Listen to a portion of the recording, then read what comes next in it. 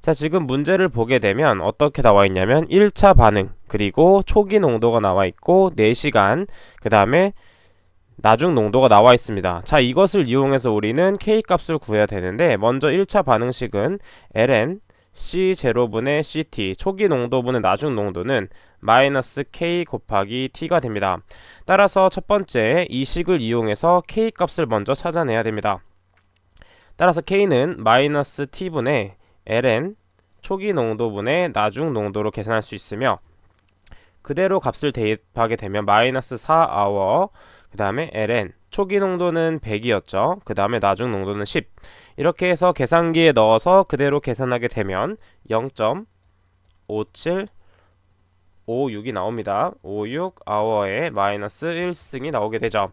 자, 그럼 이제 K 값을 알기 때문에 우리는 나중 농도를 바로 구할 수가 있습니다. 자, 근데 지금 계산기를 잘 사용하시는 못하는 분들을 위해서 제가 계산하는 방법을 한번 알려드릴게요. 자, 먼저 CT에 대해 정리하기 위해서는 이 ln이란 녀석은 밑을 2를 갖는 로그입니다. 따라서 자연상수 2를 갖는 것이기 때문에 이때 로그를 변환시켜주게 되면 초기 농도분의 나중 농도는 자연상수 2분의 2의 마이너스 KT가 됩니다. 따라서 우리는 CT에 대한 식으로 정리를 할 수가 있어요. 따라서 나중 농도는 C0 곱하기 자연상수 2의 마이너스 KT가 됩니다. 자, 이렇게 전환하는 방법에 대해서는 이게 고등학교 때 배웠던 로그를 사용해서 하는 것인데, 이게 헷갈리시는 분들은 이 자체를 그냥 암기해서 사용하셔도 됩니다. 자, 따라서 이대로 그대로 값을 대입하게 되면 나중 농도 CT는 어떻게 계산할 수 있냐면 초기 농도 100 곱하기 자연상수 2의 마이너스 0.5756 곱하기 2시간이기 때문에 곱하기 1을 하게 되면 어떤 값이 나오냐면 31.63 mg/L라는 값이 나오게 됩니다. 따라서 답은 3번이 되겠네요. 자, 다음 문제 보도록 하겠습니다. 7번 문제입니다. 프로피온산 0.1몰 용액이 4%로 이온화 된다면 이온화 정수는 어떻게 될까요? 자, 이때 가장 중요한 것은 반응식을 먼저 알고 계셔야 됩니다. 반응식. 자, 반응식을 보게 되면 프로피온산 C2H5 COOH. 자, 우리가 많이 봤던 거는 아세트산이 있었어요. 자, 아세트산이랑 비슷하게 보시면 되는데 프로피온산도 이렇게 분해가 됩니다. C2H5 COO-와 H 플러스로 이온화가 되는 것이죠.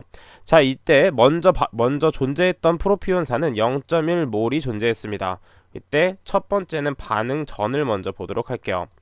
자, 반응 전에는 아직 반응을 하지 않았기 때문에 각각 0몰씩 존재하게 됩니다.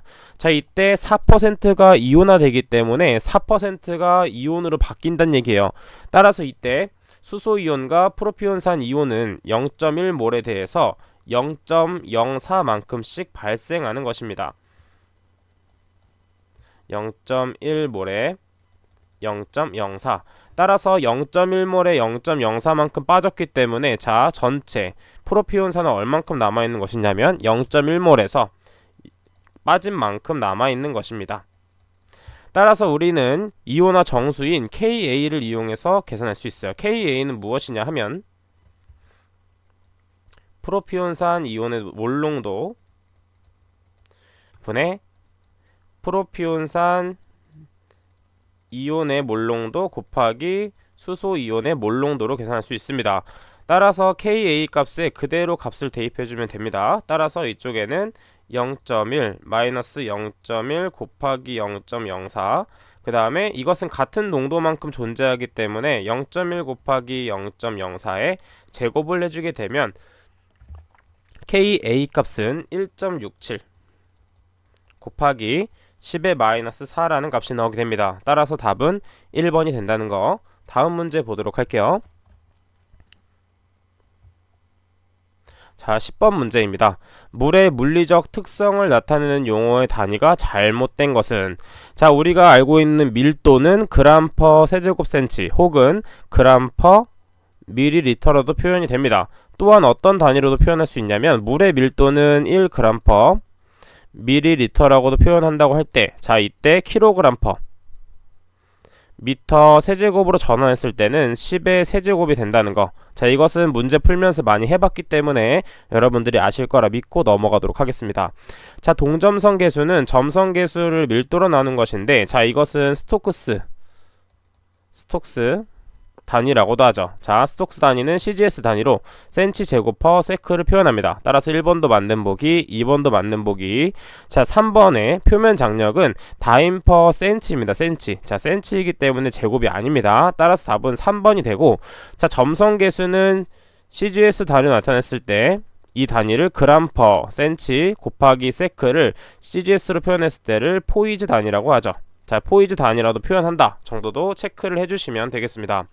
자, 그 다음에 다음 문제 계속 보도록 하겠습니다. 자, 15번 문제입니다. 산성 강우에 대한 설명으로 틀린 것은, 자, 산성 강우는 주요 원인 물질은 유황 산화물, 그 다음에 질소 산화물, 염산을 들 수 있습니다. 자, 그렇죠. 왜냐하면 대기 중에 삭스 혹은 낙스, 염산 등이 반응해서 이제 pH가 낮아지게 돼서 산성 강우가 되는 것이죠. 자, 그 다음에 2번 대기 오염이 혹심한 지역에 국한되는 현상으로 비교적 정확한 예보가 가능하다가 되어 있습니다. 자, 이때는 대기 오염이 혹심한 지역에 국한되는 것이 아니라 대기는 널리 퍼지기 때문에 국지적이 아니라 광범위한 범위로 나타나게 됩니다. 따라서 2번이 틀린 보기가 됩니다. 자, 그 다음 3번 초목의 잎과 토양으로부터 칼슘, 마그네슘, 칼륨 등의 용출 속도를 증가시킵니다. 따라서 토양이 산성화가 돼서 토양에 피해를 입히게 되는 것이죠. 맞는 보기. 자, 그 다음에 4번 보통 대기 중 탄산가스와 평형 상태에 있는 순수한 빗물은 pH 약 5.6의 산성을 띠게 됩니다. 따라서 이 5.6보다 작은 경우를 이제 산성 강우라고 해서 산성비라고 합니다. 따라서 답은 2번이 됩니다. 자, 다음 문제 보도록 할게요. 자, 19번 문제 보도록 하겠습니다. 자, 대기 DO 포화도에 대한 식을 한번 같이 풀어보도록 할게요. 자, 이것은 식을 외웠다면 쉽게 풀 수 있는 문제인데 여러분들이 많이 안 다뤄보실 것 같아서 제가 한번 넣어보았습니다. 자, 첫 번째 식, 용존산소 포화율. 식에 대해서 한번 적어드리도록 할게요. 자, 여러분들 외우셨겠지만 한 번 더 같이 정리해보도록 할게요. 자, 이때는 DOT 곱하기 B의 760분의 DO 곱하기 100으로 나타낼 수가 있습니다. 자, 이때 DO는 시료의 용존 산소량을 나타내고 DOT는 수중의 용존 산소량, 이때 B는 어떤 걸 뜻하냐면 시료 채취의 대기압을 뜻합니다. 자, 우리는 어떤 인자들을 넣을 수 있는지만 체크를 해주면 되는데, 자, 지금 보게 되면 DOT에 대한 내용이 안 나와 있습니다. 따라서 우리는 첫 번째 DOT에 대한 농도를 구해주는 게 중요하죠. 자, 미리그램 퍼 리터. 자, DOT는 어떻게 구할 수 있냐면 지금 보게 되면 물의 공기 용해도가 있습니다. 따라서 얼만큼 물에 들어가는지 체크를 해줘야 돼요. 자, 그러면 계산을 같이 해보도록 하겠습니다. 자, 밑줄을 긋고 한번 계산을 해보도록 할게요. 자, 그럼 물의 공기 용해도는 38.46 ml per 리터입니다. 자, 그 다음에 어떻게 단위 환산을 해줘야 되냐면, 자, 이 ml를 mg으로 바꿔주는 게 중요한데, 자, 22.4ml에 얼만큼의 산소가 존재하냐면 32mg이 존재합니다.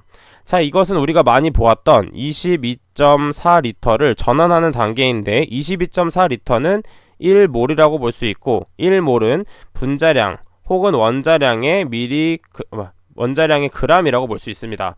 따라서 밀리리터와 밀리그램은 10의 세제곱씩 줄여준 것이기 때문에 22.4ml는 분자량 혹은 원자량의 밀리그램과 같다고 볼 수 있어요. 왜냐하면 산소, O2는 32의 분자량을 갖기 때문입니다. 자, 그 다음에 이제 어떤 걸 환산해 줘야 되냐면 지금 보게 되면 산소는 21%만 존재하게 됩니다. 하지만 지금 물에 대한 공기의 용해도이기 때문에 우리는 공기 중에서 산소만 체크해 줘야 되죠. 따라서 이 양은 공기에 대한 양이기 때문에 전체 100 중에 21만 산소이기 때문에 이렇게 대입을 하게 되면 DOT에 대한 값이 나오게 됩니다. 따라서 이때 값은 11.538 mg per 리터가 나오게 돼서 그대로 값을 대입하게 되면 용존산소 포화율은 몇이 나오냐면 67%가 나오게 됩니다. 자, 이때 포인트는 이 DOT 부분, 수중의 용존산소 포화량을 어떻게 계산할 수 있는지가 포인트입니다. 자, 그럼 다음 문제 보도록 할게요. 자, 22번 문제 보도록 하겠습니다. 상수 처리를 위한 정수 시설인 급속 여과지에 관한 설명으로 틀린 것은 나와 있네요. 자, 1번 여과 속도는 120에서 150m/day를 표준으로 한다. 맞는 보기. 자, 2번 플록의 질이 일정한 것으로 가정하였을 때 여과층의 필요 두께는 여제 입경에 반비례한다 되어 있습니다. 자, 이때 이것은 틀린 보기가 됩니다. 자, 이것은 비례하게 되죠. 자, 그 다음에 3번 여과 면적은 계획 정수량을 여과 속도로 나누어 계산합니다. 자, 그럼 4번 여과지 1지의 여과 면적은 150m 제곱 이하로 합니다. 자, 급속 여과지는 완속 여과지와 비교해서 같이 출제가 많이 되기 때문에 같은 특징들을 정리해서 암기해 주시는 게 이 문제의 포인트였습니다. 자, 그럼 다음 문제 보도록 하겠습니다. 자, 23번 문제. 자, 이건 많이 풀어봤기 때문에 천천히 한번 더 풀어보도록 할게요. 자, 강우 강도가 주어져 있고 면적이 주어져 있고 유입시간과 유출개수가 주어져 있을 때 우수량을 구하는 방법에 대해서 한번 배워보도록 하겠습니다. 자, 지금 그럼 보게 되면 자, 먼저 합리식이기 때문에 합리식은 어떻게 풀었었냐면 Q는 CIA로 구했죠. 자, 그럼 각각 대입해서 풀어보도록 하겠습니다. 자, 그러면 우수량을 기반으로 바로 풀어보도록 할게요. 자, Q는 미터 세제곱 퍼 세크로 구할 수 있습니다. 자, 그러면 밑줄을 먼저 치고 한번 계산을 해보도록 하겠습니다. 자, 그럼 먼저 유출계수는 0.65로 나와 있기 때문에 0.65를 대입해주면 되고, 자, 이때 강우 강도가 2mm per minute로 나와 있습니다. 자, 그 다음에 면적은 1km 제곱이라고 나와 있네요. 자, 이때 유입시간은 지금은 필요 없습니다. 이건 낚시용 단위이기 때문에 넣으실 필요가 없어요. 자, 그럼 이제 각각의 단위를 환산만 해주면 됩니다. 자, 그럼 이번에 한 번에 하는 연습을 한번 해보도록 할게요. 자, 밀리미터는 이제 미터로 바꿔줘야 됩니다. 따라서 10의 세제곱 밀리미터는 1미터가 되죠. 자, 그러면 밀리미터는 단위 환산이 완료됐고, 자, 그 다음에 이제 미니트 단위를 세크 단위로 맞춰줘야 되기 때문에 1분은 60초가 됩니다. 자, 그 다음에 킬로미터와 미터와 관계인데 1km는 10의 세제곱 미터입니다. 하지만 킬로미터의 제곱이기 때문에 전체의 제곱을 하게 되면 미터는 제곱이 되고 10의 6제곱 미터 제곱이 되고 분모는 킬로미터의 제곱이 됩니다. 따라서 각각의 단위들을 한번 잘라보도록 할게요. 자, 그러면 밀리미터 소거, 미니트 소거, 그 다음에 킬로미터 제곱이 소거되기 때문에 남은 단위들을 그대로 한번 계산을 하게 되면 어떤 값이 나오냐 하면, 따라서 Q의 값은 21.67 미터 세제곱 퍼 세크 단위가 나오게 됩니다. 자, 이렇게 한 번에 계산하면 보다 쉽게 계산할 수가 있고, 이게 좀 어려우신 분들은 각각의 단위를 MKS 단위로 맞춰준 후에 그 다음 대입을 하셔도 무방합니다. 편한 것을 이용해서 계산을 하시면 되는 것이에요. 따라서 답은 1번이 됩니다. 자, 그럼 다음 문제 계속해서 풀어보도록 하겠습니다. 자, 31번 문제입니다. 자, 직경 200cm 원형 관로에 물이 2분의 1이 차서 흐를 경우 관로의 경심은 어떻게 구할까요? 자, 경심 구하는 법 한 번 더 같이 해보도록 하겠습니다. 자, 경심 R은 어떻게 구할 수가 있냐면 닿는 면적 분의 전체 면적 분의 물에 닿는 면적으로 볼 수 있어요. 자, 그러면 전체의 면적은 어떻게 구할 수 있냐면 원형을 먼저 그려보도록 하겠습니다.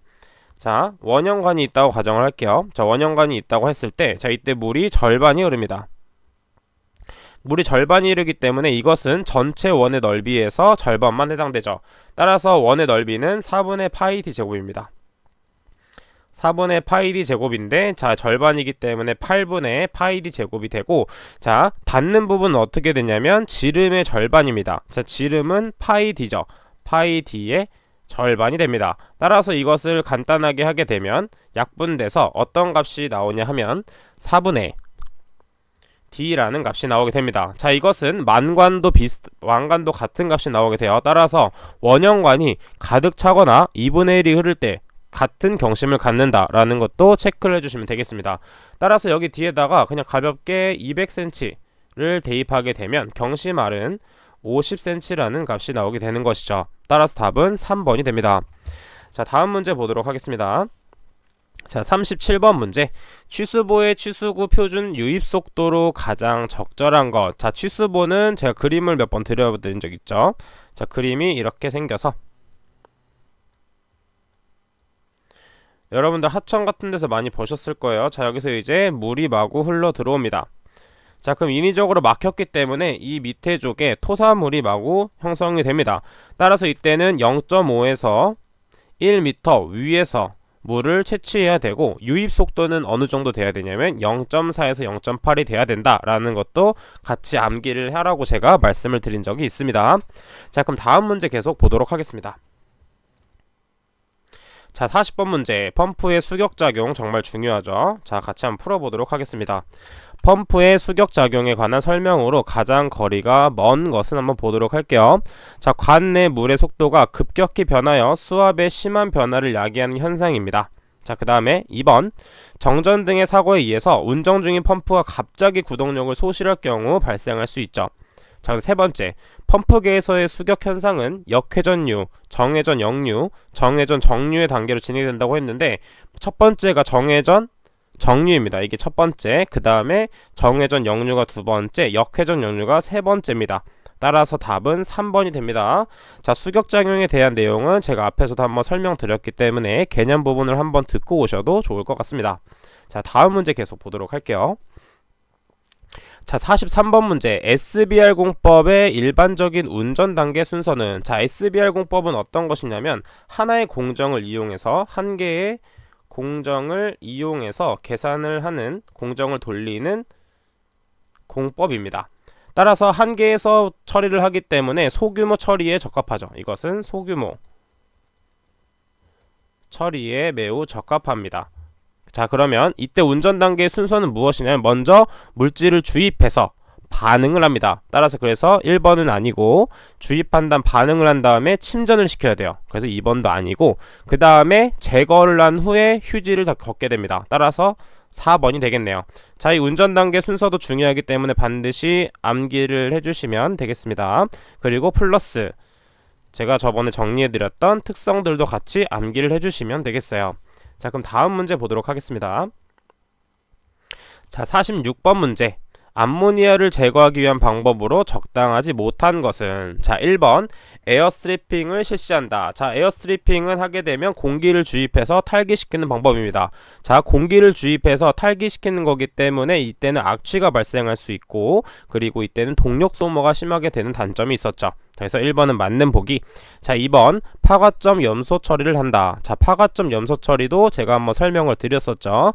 자, 파과점 염소 처리를 할 때는 약품비가 많이 소요되고, 그 다음 총 고용물이 증가하기 때문에 이때는 좀 단점도 또 많이 있고 장점도 있게 되는 것이죠. 자, 그 다음 3번 질산화와 탈질산화를 실시한다. 자, 이거는 자연적인 방법 중 하나로 제가 설명을 드린 적이 있습니다. 따라서 3번도 맞는 보기. 그 다음에 암모니아는 명반을 이용해서 응집침전 처리를 할 수가 없습니다. 따라서 답은 4번이 됩니다.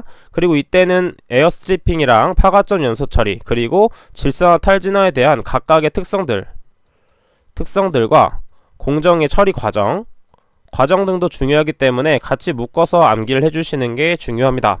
자, 다음 문제 보도록 할게요. 자, 51번 문제. 환원 처리 공법으로 크롬 함유 폐수를 수선화물 침전법으로 처리하고자 할 때, 자, 크롬 함유 폐수는 어떻게 처리했죠? 자, 유가.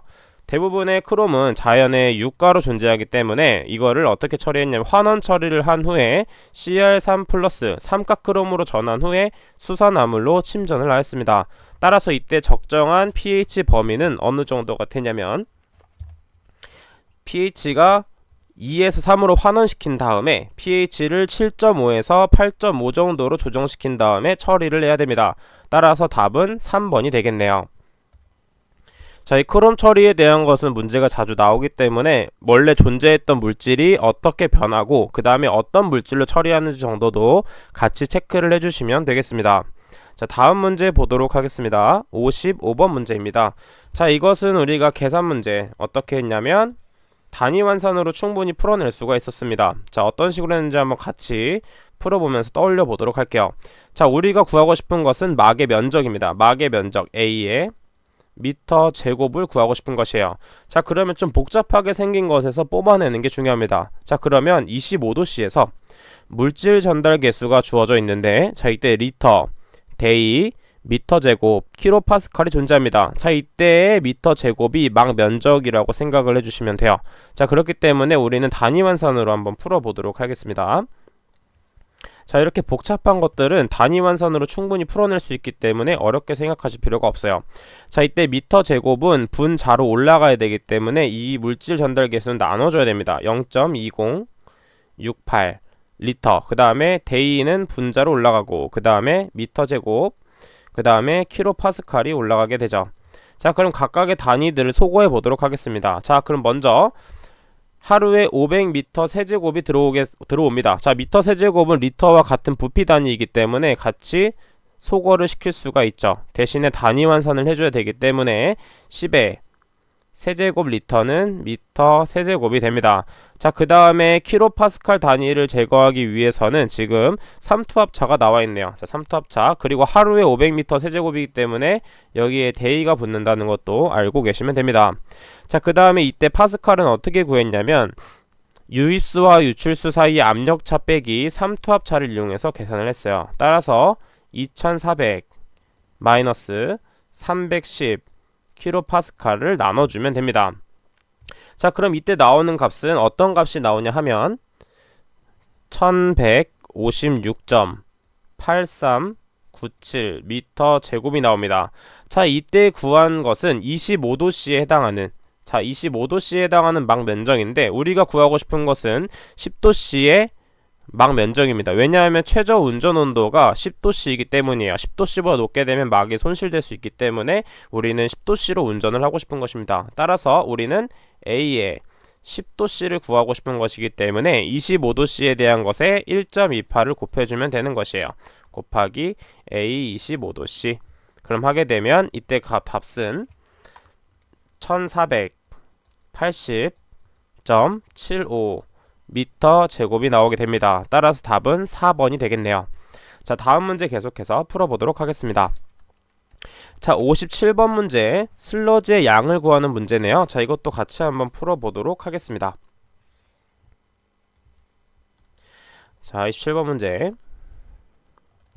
자, 슬러지의 양도 마찬가지로 단위 환산으로 풀 수 있어요. 자, 슬러지의 양. 슬러지의 양은 미터 세제곱 퍼 데이로 나와 있네요. 자, 그러면 어떤 것을 먼저 기준으로 잡을지 보게 되면 우리는 부유물질 농도가 슬러지로 바뀐다는 걸 알고 있어야 됩니다. 그래야지 우리는 이 문제에 접근을 할 수가 있어요. 자, 그럼 먼저 부유물질의 농도를 기준으로 단위 환산으로 바꿔보도록 하겠습니다. 220mg per 리터를 전환해주기 위해서는 지금 유량이 4000m 세제곱 퍼 데이만큼 들어오고 있죠. 자, 그래서 4000 미터 세제곱 데이로 들어오고 있습니다. 자, 이때는 슬러지의 양에 대한 무게가 나오게 되는데 이 무게는 지금 슬러지는 비중이 1.03으로 나와 있습니다. 따라서 이 g을 부피 단위로 바꿔주기 위해서 나눠주게 되는 것이죠. 그래서 1.03 g per 밀리리터를 곱해주면 되고, 자, 이때 또 중요한 게 무엇이냐 하면, 자, 보게 되면 지금 부유물질의 제거 효율이 60%입니다. 자, 슬러지는 제거된 만큼 발생하는 것이기 때문에 100분의 60을 곱해주는 것이고, 자, 이때 또 중요한 이 함수율이 정말 중요하죠. 자, 함수율이 무슨 뜻이냐면 물이 얼만큼 함유하고 있냐 뜻입니다. 자, 우리가 슬러지의 양은 지금 보게 되면 슬러지 중에 94%가 물이라는 뜻이죠. 근데 지금까지 구한 이 부유물질의 농도는 TS의 농도입니다. 따라서 TS는 6%가 존재한다는 뜻인데 TS가 6만큼 있을 때 슬러지는 함수율을 포함한 100만큼 있다고 볼 수가 있죠.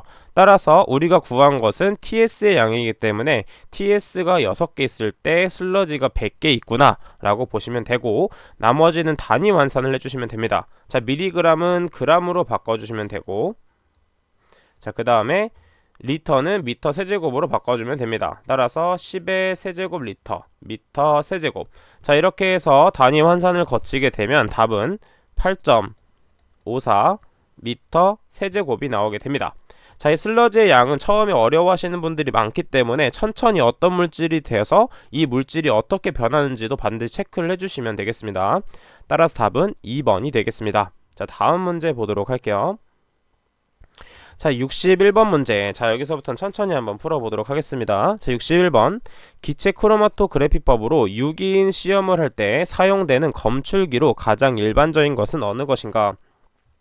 자, 유기인을 검출할 때는 불꽃 이온화 검출기를 이용합니다. 불꽃 이온화 검출기를 이용한다고 되어 있네요. 자, 그래서 답은 2번이 되겠습니다. 자, 그럼 다음 문제 풀어보도록 하겠습니다. 자, 61번 문제는 천천히 한번 체크해 보도록 할게요. 자, 기체 크로마토그래피법으로 유기인을 시험할 때 사용되는 검출기로 가장 일반적인 것은, 자, 이때는 불꽃 광도형 검출기를 사용합니다. 자, 이때 불꽃 광도형 검출기는 인 또는 황화합물을 검출할 때 사용하는 것입니다. 자, 나머지에 대한 내용은 해설 부분에 적혀 있기 때문에 같이 한번 정리를 해서 읽어보시면 되겠습니다. 자, 그럼 다음 문제. 자, 63번 문제입니다. 자, 금속류 중에 원자 형광법으로 측정할 수 있는 것은 되어 있습니다. 자, 원자 형광법으로 측정할 수 있는 것은 메틸 수은과 수은이죠. 자, 그래서 답은 1번. 자, 이것에 대한 내용도 저희가 핵심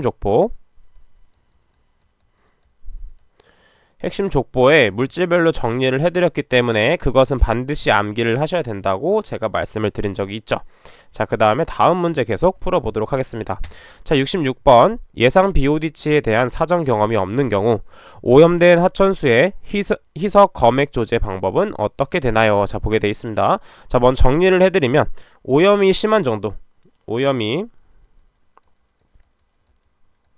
심한 폐수, 오염이 심한 폐수는 0.1에서 1%. 자, 그 다음에 처리하지 않은 폐수는 1에서 5%. 자, 그 다음에 처리하여 방류된 공장 폐수는 5에서 25%. 자, 그 다음 마지막에 오염된 하천수는 25에서 100%가 됩니다. 자, 그러면 답이 몇 번이 나오냐면 한번 여러분들이 한번 직접 골라보세요. 자, 그럼 66번의 답은 4번이 됩니다. 자, 시료가 함유되도록 희석 제조가 아니라 25에서 100%는 오염된 그냥 하천수를 계산하는 방법이죠. 자, 그러면 오염된 하천수이기 때문에 4번이 답이 됩니다. 자, 그럼 다음 문제 보도록 할게요. 자, 69번 문제입니다. 수질 분석을 위한 시료 채취 시 유의사항. 자, 이것은 많이 풀어봤습니다. 거리가 먼 것은, 자, 채취 용기는 시료를 채우기 전에 맑은 물로 3회 이상이 아니라 시료로 3회 이상 씻은 다음 사용했습니다. 따라서 답은 1번. 자, 다음 문제 보도록 할게요. 빠르게. 자, 그 다음 마지막 문제 79번 문제 풀어보도록 하겠습니다. 총 유기탄소 공정시험 기준에 준하여 시험을 수행했을 때 잘못된 것은, 자, 1번 용존성 유기탄소 DOC를 측정하기 위해서는 0.45 마이크로미터 여과지를 사용합니다. 자, 맞는 보기. 자, 2번 비정화성 유기탄소를 측정하기 위해서 pH를 4로 조정했다 되어 있는데, 자, 이때 비정화성 유기탄소를 측정하기 위해서는 pH를 2 이하로 만들어주는 게 중요합니다. 따라서 답은 2번이 됩니다. 자, 이번 영상은 여기까지 하도록 하겠습니다. 다음 영상에서 찾아뵙도록 할게요. 여러분 모두 감사드립니다.